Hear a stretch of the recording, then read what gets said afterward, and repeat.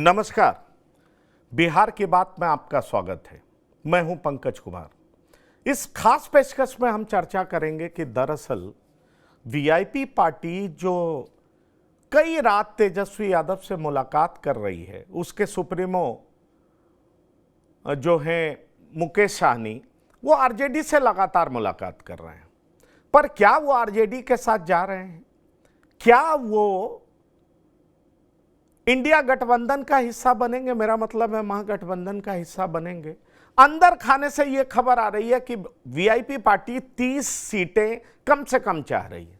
30 सीटें VIP party को महागठबंधन देगी क्या?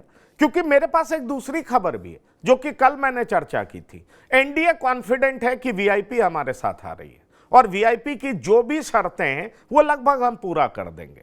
और एक बात मैं आपके साथ और भी साझा करना चाहूंगा कि आरजेडी के कई लीडर खुद मुझसे बातचीत में ऑफ द रिकॉर्ड कहते हैं वीआईपी पर हमें भरोसा नहीं, वो कभी भी उस तरफ जा सकती है। इसलिए हम उस चीज को दिमाग में रखकर चल रहे हैं। सवाल यह उठता है कि यह मुकेश सहनी और आरजेडी के बीच की मुलाकात का मायने क्या है? देर रात हो रही मुलाकातें किस ओर जा रही हैं? क्या मुकेश सहनी जो आरजेडी से चाहते हैं वो क्या तेजस्वी यादव देने को तैयार है?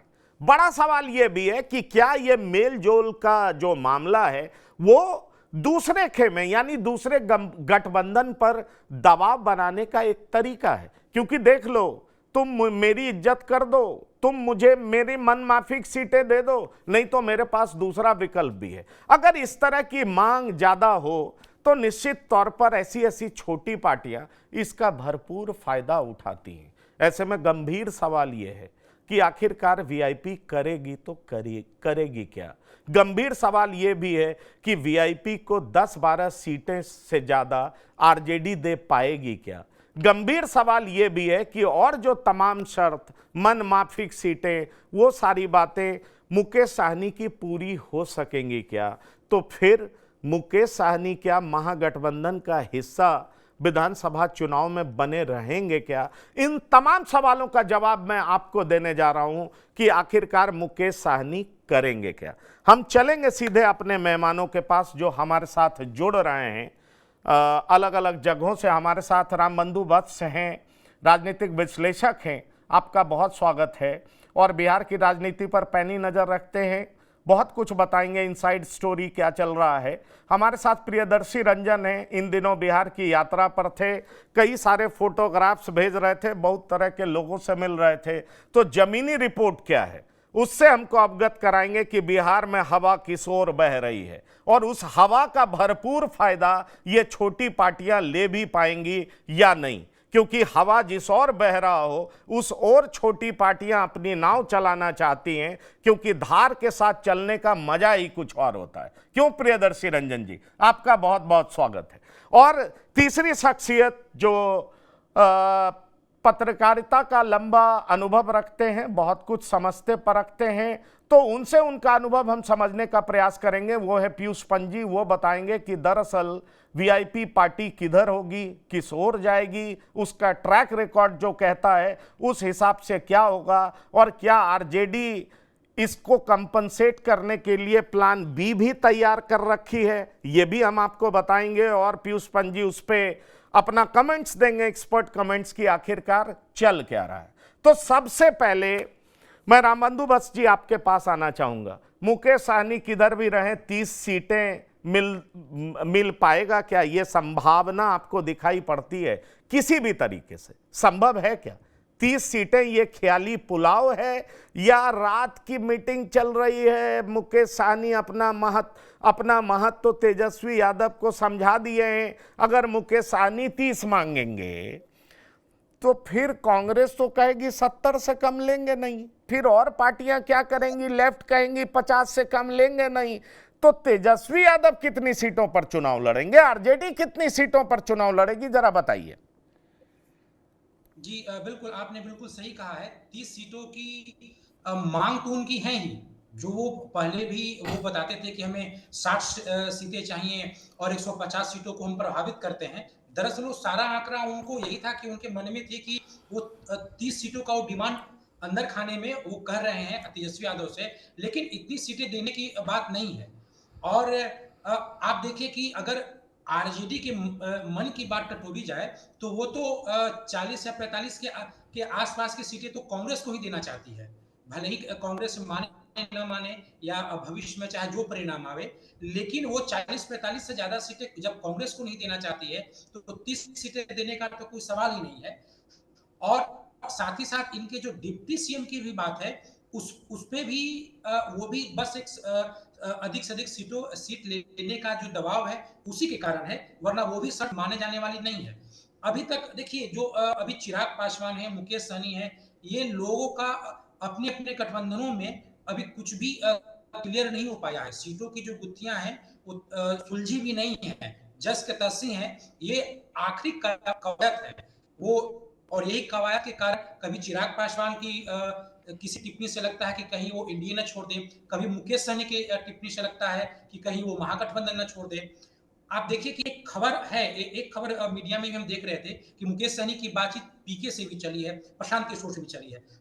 हालांकि जब इस मसले को हमने और समझना चाहा तो मुझे इस खबर में सच्चाई नहीं, अभी तक कोई सच्चाई सामने नहीं आई, क्योंकि जो प्रशांत किशोर बार बार अपने लोगों को कहते हैं कि हम इस चुनाव में गठबंधन नहीं करेंगे, लेकिन ये राजनीति है, राजनीति में कुछ भी हो सकता है। प्रशांत किशोर इससे अछूते नहीं रह सकते हैं, लेकिन अभी तक गठबंधन की बात जन स्वराज की ओर से और उनके अपने आंतरिक मीटिंग में भी नहीं कही जाती है। लेकिन ये खबर है, हमने देखा है खबर प्रकाशित है एक वेबसाइट पे कि उन्होंने पीके से भी गठबंधन की बात की है। तो कहने का मतलब यह है, मैं उदाहरण इसलिए दे रहा हूं कि हर तरीके की छोटी-मोटी हर संभावनाओं पे जो पार्टियां हैं, छोटी-छोटी पार्टियां हैं बिहार की, वो विचार कर रही हैं। और ये जो संभावनाओं की बात जो रह के आती है मीडिया में या उनके प्रवक्ताओं के बयानों में, वो सिर्फ इसीलिए कि अधिक से अधिक सीटें ली जाएं। लेकिन 30 सीट तो छोड़ दीजिए, मुझे लगता है कि वो 10 या 10 से कम सीटों पे भी अगर वो सहमत होते हैं तो ही शायद आरजेडी मान पाए या महागठबंधन में उनकी बात बन पाए। 10 से अधिक सीटों पे महागठबंधन उनको स्वीकार कर ले, इसमें संशय है, या अभी तक ऐसा कोई संकेत नहीं है। दूसरी बात यह है कि मुकेश सहनी के साथ एक और जुड़ी बात है, जो आरजेडी या महागठबंधन के बड़े नेताओं के मन में है कि इनको आप सीटें दे दीजिए तो भी इस बात की कोई गारंटी नहीं ले सकते हैं कि चुनाव के बाद किधर जाएंगे। इन लोगों को सीटों को इन लोगों के लिए सीटों का बंटवारा करते समय ये भी ध्यान देना पड़ता है कि ये चुनाव के बाद किसी कहीं भी जा सकते हैं, किसी भी गठबंधन का हिस्सा बन सकते हैं। तो इसलिए भी सीटें कौन सी हों, सीटों की संख्या एक तय होना, और सीटों की पहचान भी वही सीटों पे हो जहां पे उनके हर सीटों को जीत भी ना पाए।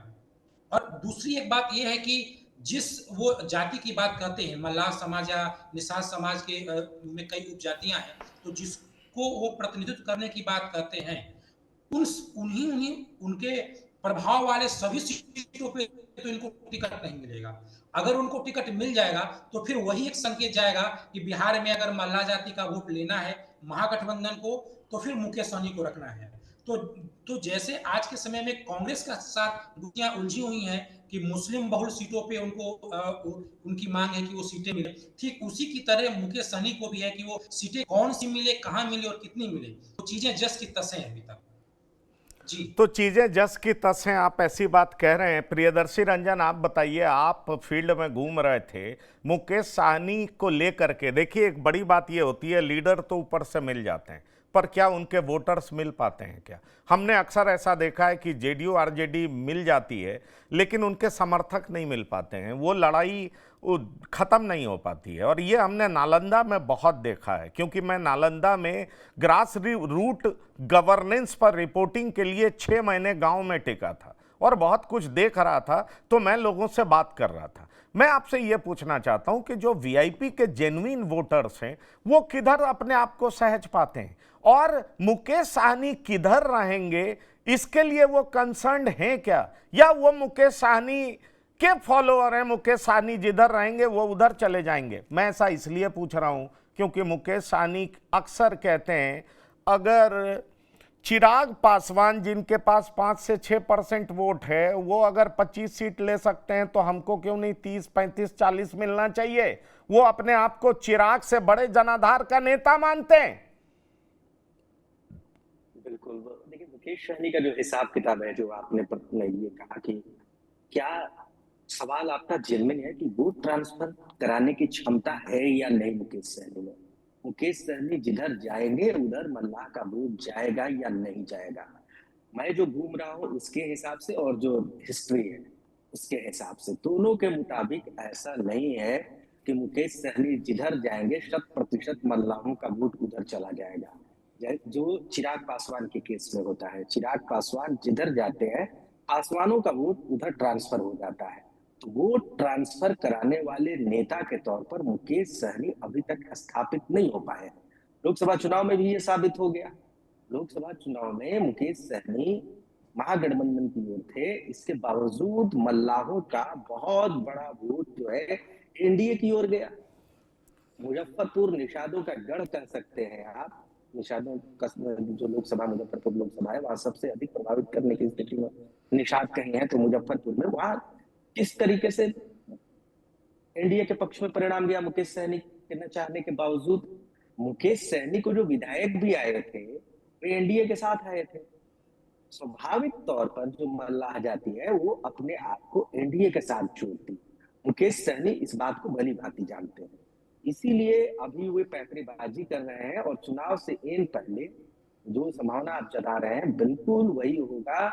मुकेश सहनी का मन डोलेगा, उनकी नैया डोलेगी और वो एनडीए के खेमे में होंगे, इसकी पूरी संभावना है। एक मैं प्रश्न यहाँ पर बताना चाहूंगा। एक बार मैं मुंबई से पटना आ रहा था फ्लाइट से, अगल बगल वाली सीट ही मेरी और मुकेश सहनी दोनों की थी, तो करीब 1 घंटे बातचीत हुई मुकेश सहनी से। मुकेश सहनी ने ये तो नहीं कहा कि मुझे एनडीए की ओर जाना है, लेकिन उनका जो स्वाभाविक झुकाव था वो नीतीश कुमार के प्रति था, भारतीय जनता पार्टी के। 1 घंटे की जो बातचीत में जो निकला वो ये निकल करके आया कि इनका जो मुकेश सहनी का जो स्वाभाविक झुकाव है वो नीतीश कुमार के प्रति है। नीतीश कुमार को ये पॉलिटिकली अपना गॉड फादर मानते हैं, भले ही खुल करके नहीं कहते हो लेकिन उनको उनके साथ जुड़ने का प्रयास करते हैं। और देखिएगा एनडीए की ओर अगर मुकेश सहनी आते हैं तो गारंटर के तौर पर इस बार जनता दल यूनाइटेड होगी। पिछली बार जब एनडीए में मुकेश सहनी थे विधानसभा चुनाव के दौरान 2020 में, उस समय मुकेश सहनी की गारंटर भारतीय जनता पार्टी थी, लेकिन इस बार एनडीए के भीतर मुकेश सहनी का गारंटर बदल जाएगा और वो होगा जनता दल यूनाइटेड और मुकेश सहनी के गॉडफादर होंगे नीतीश कुमार। नीतीश कुमार में ये गहरी आस्था रखते हैं। पिछले दिनों इनके बोल देखिए, मुकेश सहनी तमाम चीजों पर विभाग बोलते हैं, लेकिन नीतीश कुमार पर इनका अंदाज बहुत नपा तुला रहता है। जिस तरीके से भारत ने पाकिस्तान पर स्ट्राइक करने के बाद चाहा था ना, नपी तुली कार्रवाई हुई है, वही कार्रवाई की गई है जहां जरूरत थी। तो नीतीश कुमार पर मुकेश सहनी उतना ही बोलते हैं जितना बोलने की जरूरत है, बाकी नेताओं पर बहुत बेबाकी से बोलते हैं। और आरजेडी भी इस बात को जानती है कि जो सीटें मांग रहे हैं मुकेश सहनी उतनी सीटें देना आरजेडी के लिए महागठबंधन के भीतर देना या दिलवाना संभव नहीं है। मुकेश सहनी एनडीए इधर 7 सीट 30 सीट भले मांग रहे हो महागठबंधन के भीतर, लेकिन जैसे ही वे एनडीए के खेमे में आएंगे उनका सुर बदल जाएगा और वो 10 सीट पर भी मानने को तैयार हो जाएंगे। चलिए, बात ये है, हाँ बोलिए बोलिए बोलिए। ये सभी लोग जो कहते हैं कि जिसकी जितनी हिस्सेदारी उसकी उतनी भागीदारी, या जिसकी जितनी भागीदारी उसकी उतनी हिस्सेदारी, तो उस हिसाब से मुकेश सहनी का कोटा कितना बनता है? निषादों की संख्या बिहार में कितनी है? 3.5%। उस हिसाब से 243 में अगर आप 3.5 का प्रतिशत निकालेंगे कितना आएगा? 8.5 सीट के करीब आएगा, 9 सीट रख लीजिए। तो उस लिहाज से भी मुकेश सहनी का बहुत बड़ा दावा नहीं बनता है। और जो ये बेलदार, नोनिया वगैरह जो जातियां हैं और जो उपजातियां हैं निषाद की, ये उपजाति कहते हैं, लेकिन वो लोग नहीं जोड़ते हैं अपने आप को निषाद के साथ। उन तमामों के ये नेता नहीं है अभी तक। इनका जो स्टाइल रहा है, जो बोल रहे हैं वो सिर्फ निषादों के लिए रहे, मल्लाहों के लिए रहे। नोनिया, तिब्बतिया वगैरह जो और जातियां हैं, बेलदार जो जाति है, उसके लिए मुकेश सहनी ने कुछ ऐसा नहीं किया है और उनके बीच में इनकी कोई लोकप्रियता नहीं है। उत्तर बिहार और दक्षिण बिहार के बीच में भी बंटवारा है। उत्तर बिहार के निषादों के नेता है, दक्षिण बिहार का भी निषाद इनको अपना नेता पूरी तरीके से अभी तक नहीं माना है। तो बहुत बड़ा अभी जो है मुकेश सहनी को साबित करना है और ये मामला है जी। बिल्कुल, चलिए, अगर ये बात है, लेकिन पीयूष पंत जी, मुकेश सहनी तो 22 उपजातियों का नेता बताते हैं। उनके प्रवक्ता कहते हैं कि 36% अति पिछड़ों का वोट मुकेश सहनी जिधर जाएंगे उधर जाएगा। 36% की बात छोड़िए, अगर 8% भी उनके साथ होंगे तब तो वो खूब सारे सीटों के हकदार हैं। तब तो 30 सीट उनका मांगना कहां जायज, कहां ना जायज है। अगर चिराग पासवान 5-6% पर 25-30 सीट मांग सकते हैं तो 8% वोट उनके साथ है, तो उनको 30 सीटें क्यों नहीं मिलनी चाहिए पीयूष पंत जी? नहीं देखिए पंकज जी, अगर है तो बिल्कुल मिलनी चाहिए, लेकिन सवाल ये है क्या इतना है उनके साथ। क्योंकि जो मुकेश सहनी है वो ये दावा करते हैं कि लगभग 14% जो है वो वोट उनके मल्लाहों का वोट उनके पास है। लेकिन जो वहाँ के जानकार हैं वो कहते हैं कि ये आंकड़ा जो है वो लगभग जो है 9% के आसपास है। और कम से कम जो उत्तर बिहार है का इलाका है वहाँ पे, वो वहाँ पे उनकी एक पकड़ है इस समाज में। लेकिन पूरे जो निषाद समाज है उसमें इनकी पकड़ नहीं है। और वो अभी भी जो है कहीं न कहीं जो है वो एनडीए की तरफ आकर्षित है। लेकिन ये दावा करते हैं लगातार, और सबसे बड़ी बात ये है कि ये इसी दावे के हिसाब से ये अपनी बार्गेनिंग भी करने की कोशिश करते हैं। हालांकि वस्तु स्थिति तो ये है कि लगातार जो है कि इनका इस दावे की हवा निकलती जाती है।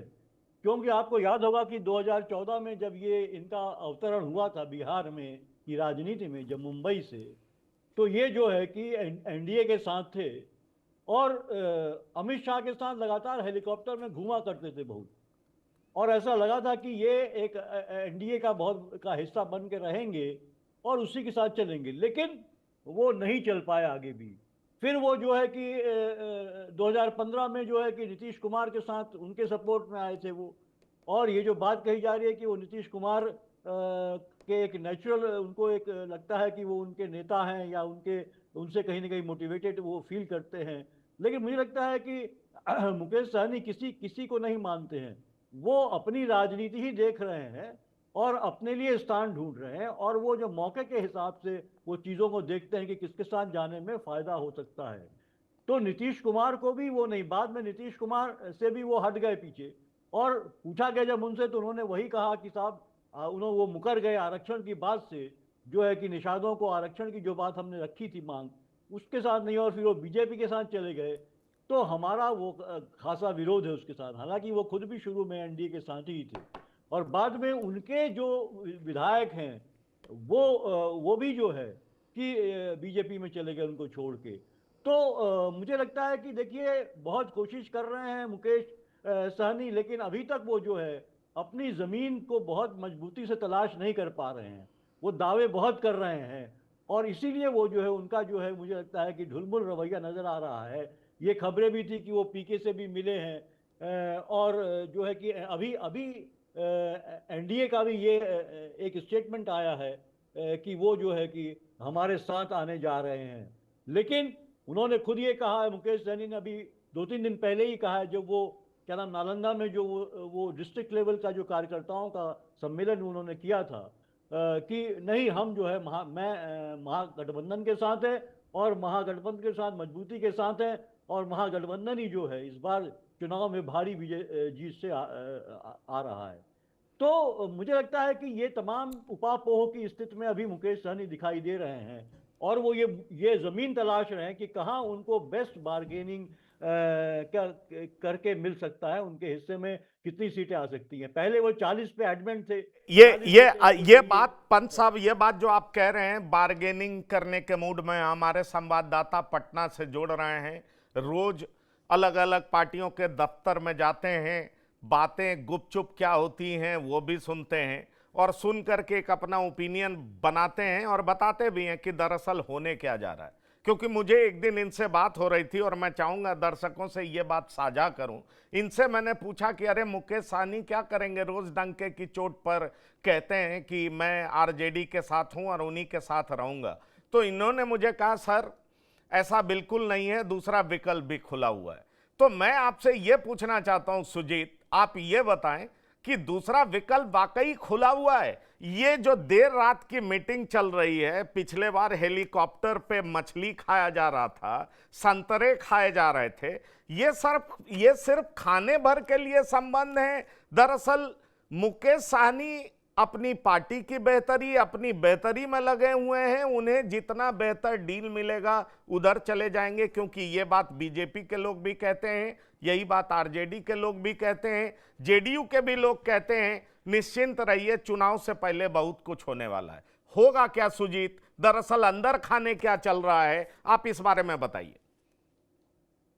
जी मुझे लगता है कि विकासशील इंसान पार्टी जो है ये उतनी ही सुर्खी बटोर रही है जितना बीजेपी और कांग्रेस और बाकी दल जो हैं बड़े वो बटोर रहे हैं। अब जहां तक रही आपने कहा कि अंदर की बात बताने के लिए, देखिए वो मुझे दिन और वो वक्त पूरी तरीके से याद है जब मैंने सवाल किया था, हालांकि ऑफ द रिकॉर्ड में बातचीत हो रही थी कि बीजेपी के लिए दरवाजा खुला है या बंद है।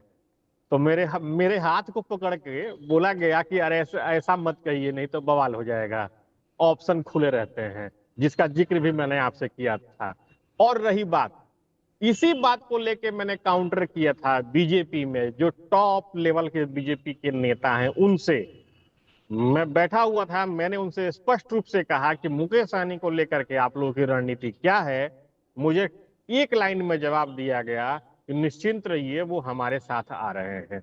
देखिए ये मैंने जो दो बातें कही, मैं इसमें वाया मीडिया में नहीं कह रहा हूं, ये बात मुझसे हुई है, ये बात मुझसे हुई थी। तो ये बात स्पष्ट है पंकज जी की मुकेश सहनी बार्गेनिंग की मुद्रा में है। मैं आपको लेटेस्ट अपडेट देता हूं, मैं अभी की मैं बात बता रहा हूं, मुश्किल से 1 घंटा पहले की बात मैं बता रहा हूं। अभी मेरी विकासशील इंसान पार्टी के एक टॉप लीडर से बातचीत हो रही थी और उन्होंने यही सवाल मैंने उनसे कहा कि सीटों का घालमेल क्या चल रहा है, क्या सीट के घालमेल के चक्कर में आप दूसरा दबाव अपना रहे हैं। तो उनका ये कहना था कि देखिए सीटों का घालमेल जो है वो हमारी राष्ट्रीय कार्यकारिणी की जो मीटिंग हुई थी वाल्मीकि नगर में उसके अकॉर्डिंग चल रही है, लेकिन राजनीति में संभावनाएं बनी रहती हैं। हालांकि हमारी पहली प्राथमिकता बीजेपी को हराने की है। अब दोनों बातें एक साथ हो रही हैं। आप एक बात कहिए ना, अगर आपको बीजेपी को हराना है तो आप खुल के बोलिए कि आप महागठबंधन में आप बीजेपी को हराएंगे, लेकिन आप ये भी कह रहे हैं कि बीजेपी को हराना है, फिर आप उसके साथ एक सवाल और जवाब और सटा देते हैं कि संभावनाएं बनी रहती हैं। क्या है ये संभावनाएं? और देखिए पंकज जी, मुकेश सहनी की जो पहले की जो छवि है वो तो सब कोई जानता है। वो छड़े रुष्टा और छड़े तुष्टा की भूमिका में रह चुके हैं, कूद के इधर कूद के उधर, वो टक्कर देते हैं कूदने के मामले में सीएम नीतीश कुमार को, इधर से उधर जाने के मामले में। तो मुकेश सहनी को लेकर के कल को कोई अगर अपडेट आता है पंकज जी, तो ये बहुत बड़ा आश्चर्य नहीं होगा। उनकी गाड़ी उसी रास्ते पे जा रही है। आप सुजीत बहुत बड़ी बात कर गए और बहुत अंदर की बात कर गए, और सबसे बड़ी बात यह है कि वो कहते हैं ना कि फर्स्ट हैंड इंफॉर्मेशन दे रहे हैं। आप किसी की कही और सुनी सुनाई बातें नहीं कर रहे हैं। और इसीलिए मैंने कहा कि मेरे संवाददाता जो पटना की सड़कों पर घूमते हैं, वो हर दफ्तरों में जाते हैं और अंदर खाने जो बात चल रही है उसका उद्भेदन करते हैं। तो मैं आपसे ये पूछना चाहता हूं, आपकी भी तो बात आरजेडी के नेताओं से होती होगी, आरजेडी क्या इन्हें 30 सीटें दे देगी? क्योंकि मैं बात करता हूं कई बड़े नेताओं से दिल्ली में, पटना में, वो तो कहते हैं अरे साहब 30 सीट छोड़िए, 10-12 बहुत हो गया, 15 तक तो कहते हैं कि बहुत लालू जी इंटरफेयर करेंगे तब 15 देंगे, और वो भी लालू जी कहेंगे तब। और इसके साथ साथ कह देते हैं कि अरे किनकी बात कर रहे हैं, वो हमारे साथ रहेंगे तब ना। ये आरजेडी के नेता कहते हैं, और वो नेता कहते हैं जो तेजस्वी यादव के इर्द गिर्द रहते हैं, उनके क्लोज कॉन्फिडेंट लोग, मैं उनका नाम नहीं लूंगा। तो मैं यही सवाल करना चाह रहा हूं कि आरजेडी 15 से ज्यादा नहीं देगी, 10-12 मैक्सिमम लालू जी कूद पड़ेंगे तो 15। ऐसे में वो एनडीए जाएंगे तो बीजेपी कितनी सीटें देंगी? अगर आप दोनों तरफ की बात करें तो मुकेश सहनी की पार्टी को कितनी सीटें मिलेंगी? देखिए पंकज जी, मुकेश सहनी को बखूबी पता है कि वो एनडीए में रहेंगे तो उनको कितनी सीटें मिल सकती हैं और महागठबंधन में रहेंगे तो उनको कितनी सीटें मिल सकती हैं। उनकी कोशिश केवल एक चीज पे है कि वो ज्यादा से ज्यादा लाभ किस गठबंधन के साथ उठा सकते हैं। आप एक चीज पे गौर कीजिए, मुकेश सहनी हर जगह ये बयान देते हैं कि डिप्टी सीएम का पद उनको चाहिए और अति पिछड़ा का चाहिए। क्या आरजेडी या फिर महागठबंधन की तरफ से कभी किसी दल ने मुकेश सहनी की इस बात पे अपनी स्वीकृति दी है आधिकारिक रूप से? नहीं दी है। अब रही बात बीजेपी की, आपने जो बात कही ना कि जो टॉप लीडर है आरजेडी के, जो उनका ये कहना होता है कि कितनी सीटें मिले नहीं मिलेंगे, बिल्कुल सही बात है। ये मुकेश सहनी को भी पता है और आरजेडी को भी पता है कि आरजेडी कितनी सीटें उनको दे सकती है, महागठबंधन उनको कितनी सीटें दे सकता है। और आपको ये भी बता दूं मैं, अगर वो एनडीए में भी आते हैं तो कोई बहुत बड़ा उनको तख्ते ताउस नहीं मिलने जा रहा है। उनको एक लॉन्ग सम जो है अंडर 10 या हद से हद 10, इससे ज्यादा उनको नहीं मिलने जा रहा है। महागठबंधन की नजर जो है वो माफ करेंगे, एनडीए की नजर मुकेश सहनी कहते हैं कि एनडीए की नजर हमारे तकरीबन 22% वोटरों पर है, लेकिन हम उसी के अनुपात में सीटें लेंगे। और सीधे सीधे एनडीए का ये कहना है कि अगर आपको हम 10 सीट देंगे तो क्यों नहीं आपका हम 22% वोटर पे अपनी नजर रखेंगे। अब रही बात एनडीए की, तो एनडीए देखिए, एनडीए के भी कई नेताओं से मेरी बातचीत होती है। देखिए उनका सीधे सीधे एनडीए के जो नेता है वो है, चाहे जो भी नेता हो, जिस लेवल पे हो, जिनसे मेरी अच्छी बातचीत है, वो सीधे सीधे कहते हैं कि अरे वो जाएंगे क्या, वो तो वहीं जाएंगे। और जब मैं अगला सवाल करता हूँ कि सीट कितनी दे रहे हैं, 10 या 12, तो उनका जवाब होता है बस इसी के इर्द गिर्द मान के चलिए। यानी कि मुकेश सहनी को बखूबी पता है पंकज जी कि उनको महागठबंधन में कितनी सीटें मिल सकती हैं या फिर एनडीए में कितनी सीटें मिल सकती हैं। उनका एक लाइन और है, वो ज्यादा से ज्यादा एडवांटेज किस गठबंधन से उठा सकते हैं किसी अन्य मामले में, बस वो यही तोल मोल के बोल चल रहे हैं। चलिए, ये तोल मोल के बोल चल रहे हैं, ये बात तो आपने बहुत सही तरीके से कह दी। अब रामबंधु वत्स जी, एक बात जो मैं अक्सर मुकेश सहनी के समर्थकों में देखता हूं, जो बहुत सारे ऐसे चित्र होते हैं, बहुत सारे ऐसे पूजनीय देवता होते हैं, बहुत सारे ऐसे कल्चर होते हैं जो कि बीजेपी के इर्द गिर्द दिखाई पड़ता है।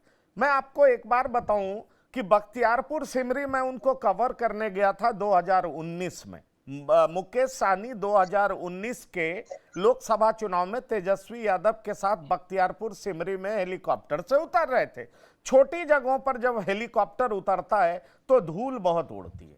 लोग जैसे ही हेलीकॉप्टर पहुंचा पूरा धूलमय हो गया, हम भी पूरे धूल से, मेरा चेहरा चमकने लगा, आप समझ लीजिए, पसीना और ऊपर से धूल। हम लोगों से बात कर रहे थे क्योंकि उनका इंतजार करते करते कई लोगों से हम बात कर रहे थे, क्योंकि उनके घर गए, उनके दीवालों पे कई सारे फोटो देखे, पोस्टर्स देखा हमने, तो कईयों के दीवाल पे तलवार, कईयों के दीवाल पे कई सारे ऐसे देवता थे जिनके बारे में, या समाज सुधारक थे जिनका नाम बीजेपी खूब लेती है। ऐसे में मेरा सवाल आपसे है कि क्या बीजेपी से अलग मुकेश सहनी की राजनीति सहज दिखाई पड़ती है क्या आपको? क्योंकि आप परफॉर्मेंस के हिसाब से भी देखें तो मुकेश सहनी बीजेपी के साथ रहते हैं, बेहतर परफॉर्म करते हैं, बीजेपी से अलग चुनाव लड़ते हैं तो खुद भी हार जाते हैं, कहीं वो जीत नहीं पाते हैं। ऐसे में सवाल उठता है कि व्यवहारिक राजनीति की बात हो, क्योंकि इस तरीके से अगर उनके हारने का सिलसिला जारी रहा तो एक बार उनके नेतृत्व पर भी सवाल उठ जाएगा, और यह सवाल उठने लगेगा कि भाई वो 10 सीट के भी हकदार नहीं है। क्या आप सहमत हैं इस बात से? जी, बिल्कुल आपने व्यवहारिक मुद्दा उठाया है। मुकेश सहनी जो हैं वो पूरे मल्ला यानी सात जाति के एक छत्र नेता नहीं है। जैसे कि चिराग पासवान है अपनी जाति के, वो हाल मुकेश सहनी का नहीं है। जो मल्लाहों की जो जाति है, निषाद, केवट आदि जो भी जातियां या उनके उपजातियों के नेतृत्व की बात मुकेश सहनी कहते हैं, उसमें सबसे अधिक प्रभाव बीजेपी का है, या आप एनडीए या खासकर बीजेपी का है। मुकेश सहनी अपने जाति के मात्र 40% ही उनको आप नेता मानिए, 60% पे प्रभाव बीजेपी का ही है। लेकिन ये जो प्रभाव है वो सीटों के रूप में कितना आता है, अगर मुकेश सहनी नहीं रहते हैं तो कितना आएगा सीटों के रूप में, कितनी सीटें बीजेपी ले पाएंगी, इस पे फर्क पड़ता है। लेकिन आप अगर ऐसे देखें तो जैसे चिराग पासवान एक छत्र नेता हैं पासवान जाति के, ऐसे तो कोई भी नेता एक छत्र नेता नहीं, 100% वोट तो कोई भी नेता अपनी जाति का नहीं ले पाता है, लेकिन फिर भी जो माना जाता है उसके अनुसार जो हाल चिराग पासवान का है, वो हाल न तो मांझी जी का है न मुकेश सहनी का है। मांझी जी भी जो तिरहुआ मुसहर समाज है, मांझी समाज है, वो मांझी जी को अपना नेता नहीं मानता है। उसी तरीके से मुकेश सहनी की स्थिति और भी है। उत्तर बिहार के, दक्षिण बिहार तो छोड़ दीजिए, उत्तर बिहार के भी सारे मल्लाह जाति हैं, वो उनको एक छत्र नेता नहीं मानते, उसमें बीजेपी का प्रभाव है। और ये छोटी पार्टी होती हैं, उनकी जो असली ताकत होती है कि वो गठबंधन बदलने का जो एक जो बात कहते हैं, जिसे वो बार्गेनिंग कहते हैं, उनकी ताकत ये नहीं होती है कि कितनी सीटें लाएंगी। अगर वो अकेले चुनाव लड़ लें, तब उनको पता चलेगा कि वो अकेले चुनाव लड़के कितनी सीटें लाती हैं। लेकिन वो इस चीज को आजमाते हैं कि अगर आप नहीं टिकट दीजिएगा तो हम उधर चले जाएंगे। तो इधर उधर जाने की ही जो बार्गेनिंग है, वही उनकी असली ताकत होती है। नहीं नहीं, वरना अपने आप में अगर वो अलग चुनाव लड़ेंगे। वो बात तो आप ठीक जी। कह रहे हैं, और इसलिए मैं प्रियदर्शी रंजन जी, मैं आपको बताना चाह रहा हूं, कल मैंने इस पे एक शो भी किया था। पान पार्टी को भी एनडीए अपने साथ शामिल कर रही है, और एनडीए मान रही है कि मुकेश सहनी भी हमारे साथ आने वाले हैं। पान पार्टी को शामिल इसलिए किया जा रहा है क्योंकि लग रहा है कि चौरसिया और तमाम समाज के लोग कहीं ना कहीं एनडीए से नाराज हैं, इसलिए पान पार्टी को शामिल कर अपने वोटों की संख्या बढ़ाना चाहती है, और इसलिए पान पार्टी को लेकर के बहुत गंभीर मंत्रणा चल रही है। पान पार्टी के लोग सुन रहे हो तो मैं उन तक ये पैगाम भिजवाना चाहता हूं कि एनडीए में आपके लिए गुड न्यूज है। आपने जो गांधी मैदान में भारी सभा की थी, उसका फल आपको मिलने जा रहा है।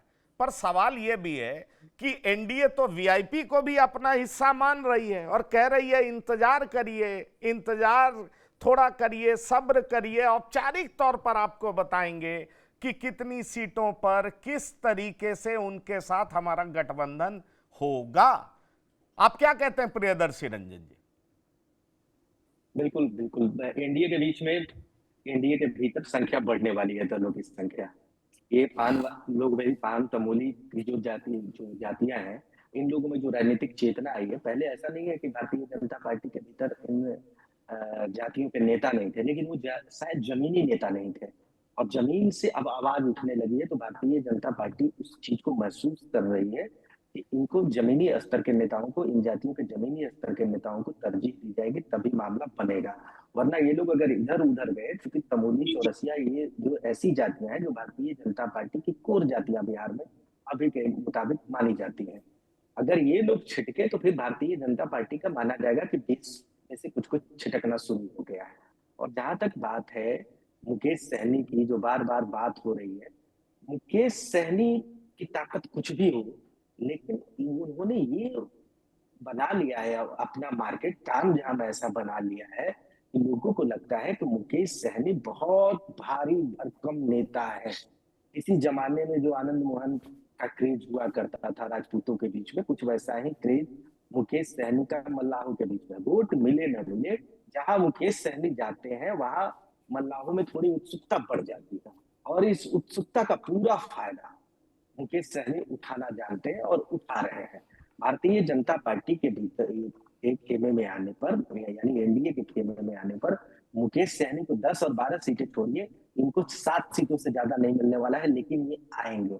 इनको पता है कि 7 में से हम 5 सीट साथ जीत जाए, लेकिन अगर हमको 15 सीट भी महागठबंधन की ओर से मिलेगा तो उसमें से 3 सीट भी जीतना मुश्किल हो जाएगा।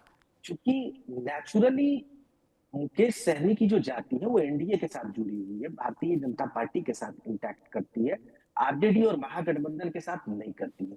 मुकेश सहनी तो आरजेडी के साथ सिर्फ अपना भाव बढ़ाने के लिए है।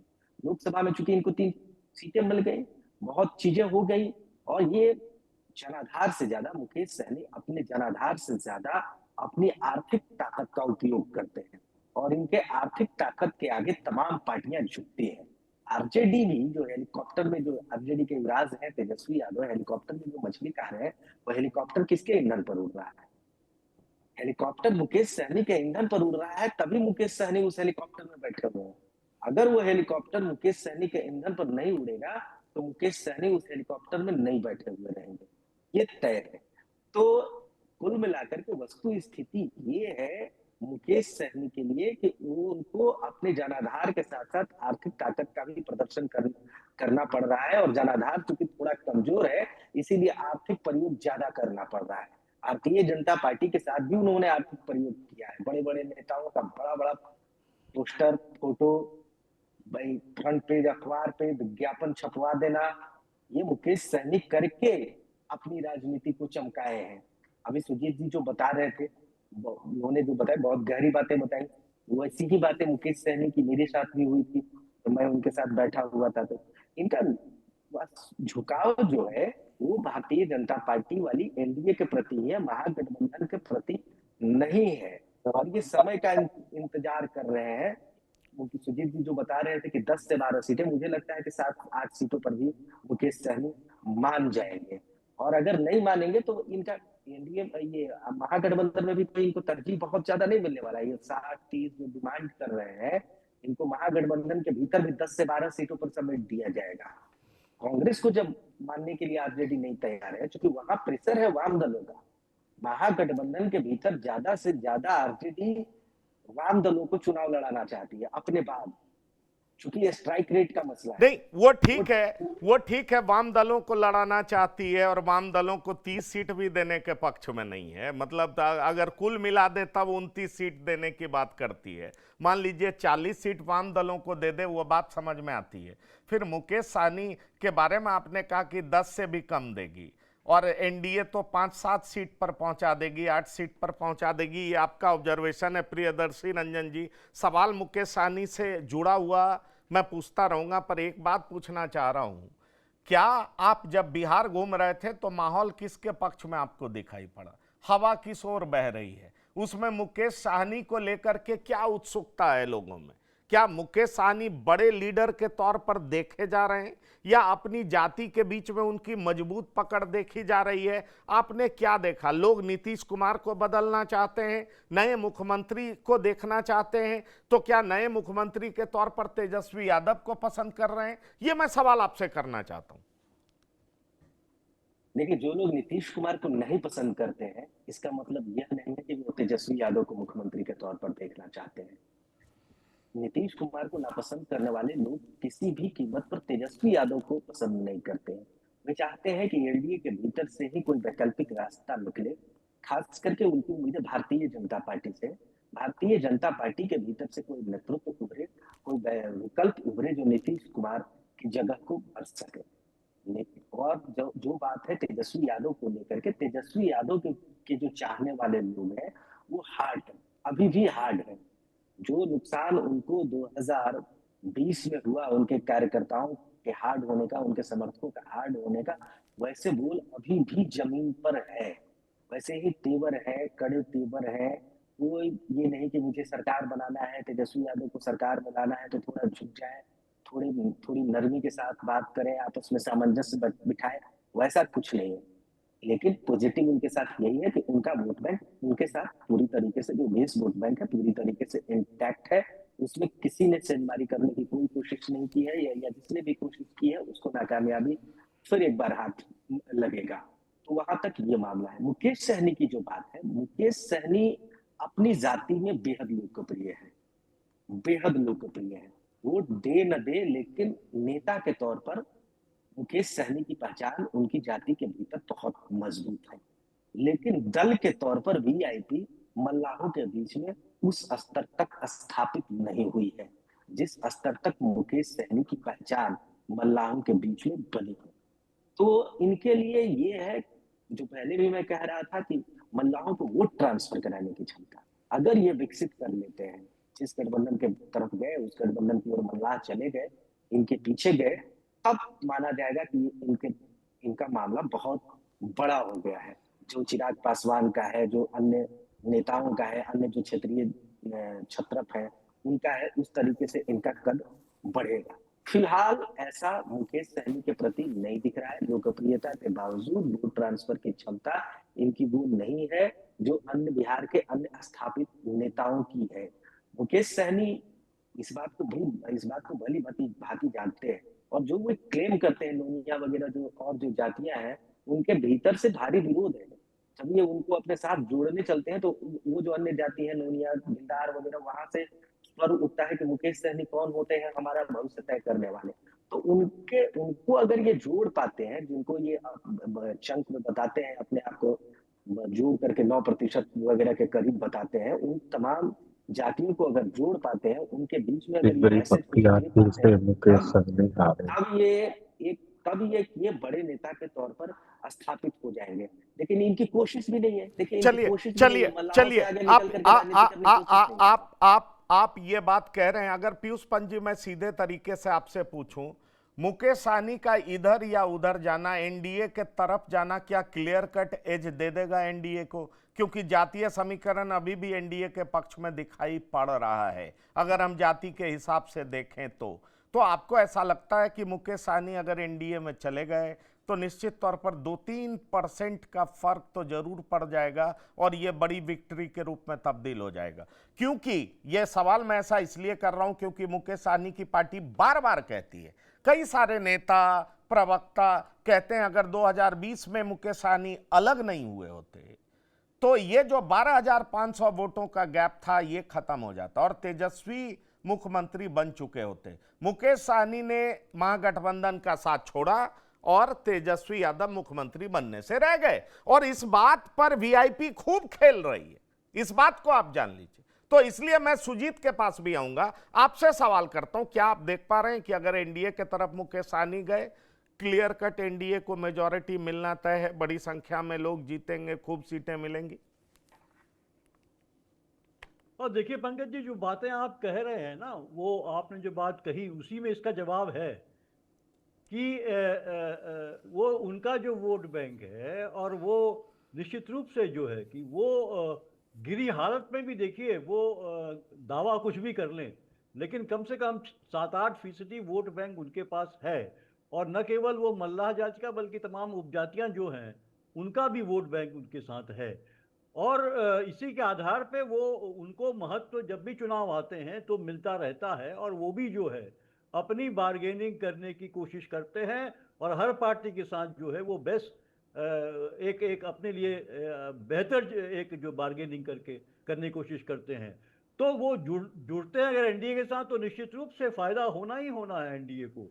और इस समय देखिए जो जिस तरह से महागठबंधन एक चुनौती दे रहा है, और जो जाति जनगणना का मुद्दा उठाया गया है, और अब तो जो है कि आरजेडी ने जो है तेजस्वी यादव ने एक अभी अपना एक विजन भी निकाल दिया है कि हम अगर पावर में आते हैं तो क्या क्या करेंगे, तमाम चीजें हैं। तो एनडीए के लिए मुश्किल है, नीतीश को लेके भी तो एनडीए ये चाहेगी, खासकर भाजपा, कि जितनी छोटी छोटी जातियां उपजातियां हैं उनका जो एक मुश्त वोट है उनके पाले में आए। इसीलिए पान पार्टी के साथ भी उनकी बातचीत चल रही है। तो निश्चित रूप से अभी स्टेटमेंट भी आया है, 3-4 दिन पहले ही आया है, शायद अमित शाह जी का ये स्टेटमेंट है कि वो जो है मुकेश सहनी जो है वो एनडीए का हिस्सा बनेंगे। तो वहां से भी बातचीत चल रही है। एनडीए चाहता है, देखिए एनडीए तो इसी अम्ब्रेला पे काम करता है, डिफरेंट जातियों की उपजातियों का अम्ब्रेला बना के।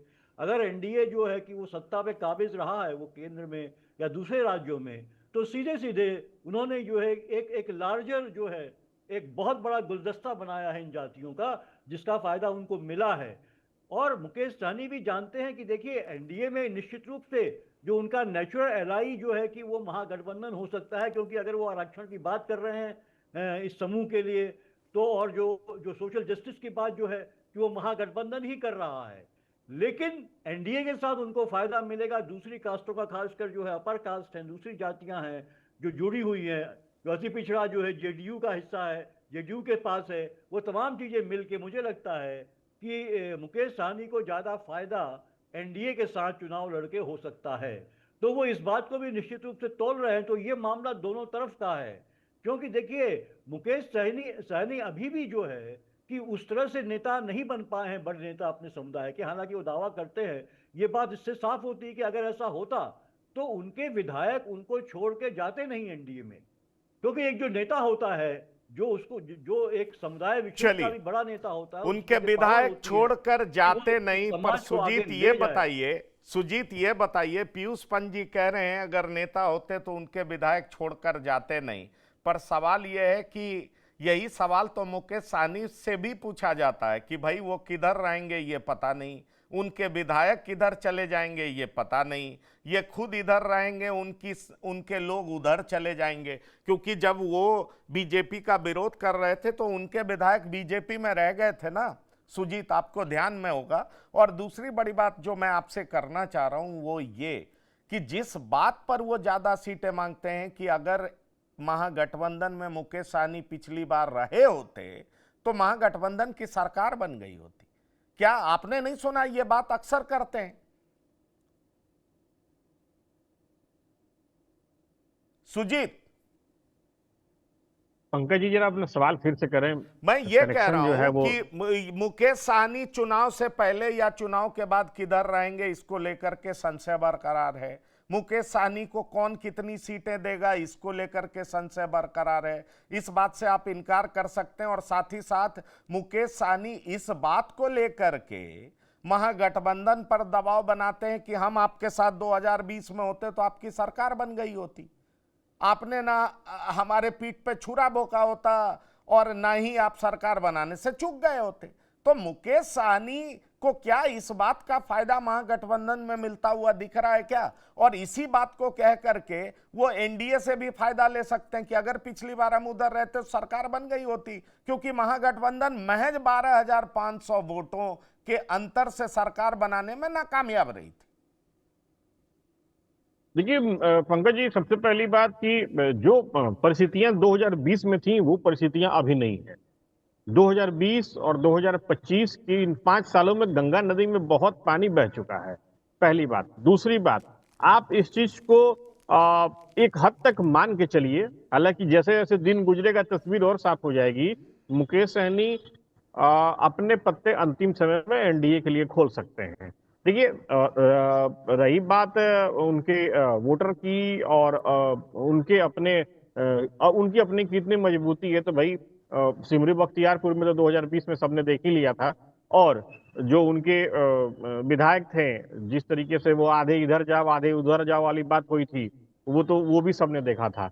मैं आपको यहाँ पे एक चीज स्पष्ट रूप से बता देना चाहता हूँ पंकज जी, जो मेरी जानकारी है, जो मेरे सोर्सेस बताते हैं, मुकेश सहनी टच में दोनों से हैं। महागठबंधन से वो प्रोफेशनल तरीके से हैं और एनडीए से पर्सनल तरीके से हैं।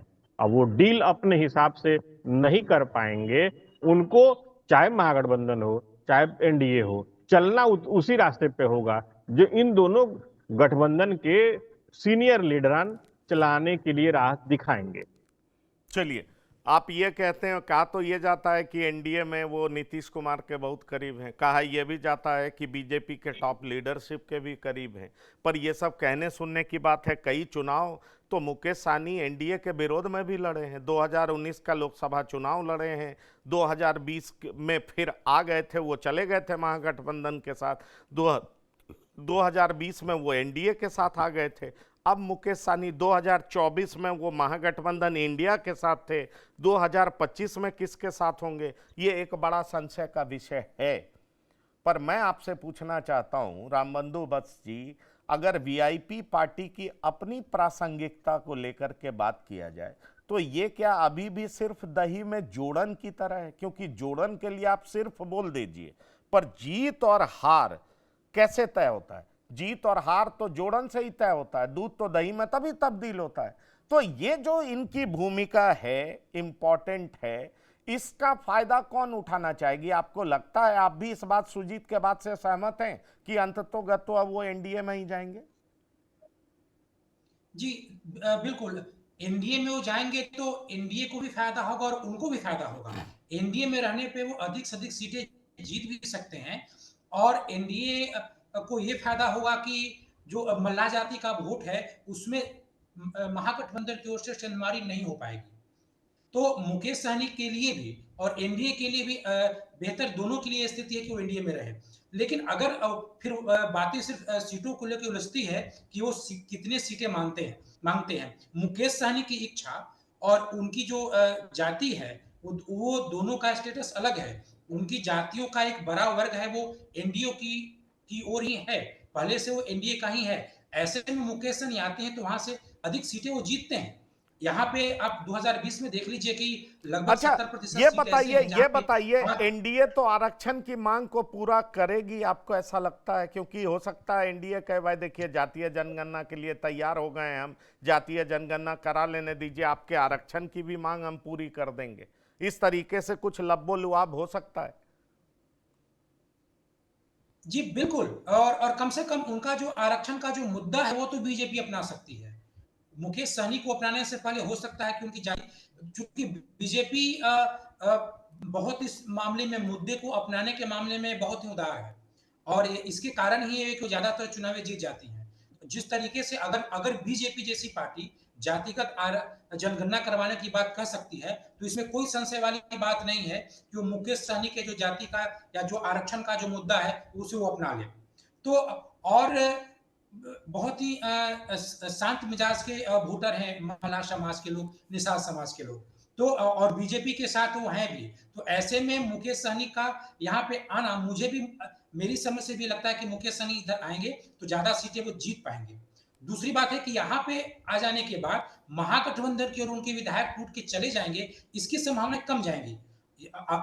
देखिए जिस तरीके से बीजेपी छोटी छोटी पार्टियों को और हर जातिगत समीकरण पे ध्यान दे रही है, तो ऐसे में अगर एनडीए का पलड़ा भारी होता है तो महागठबंधन की सरकार बनने की संभावनाएं उतनी कम होती जाती है।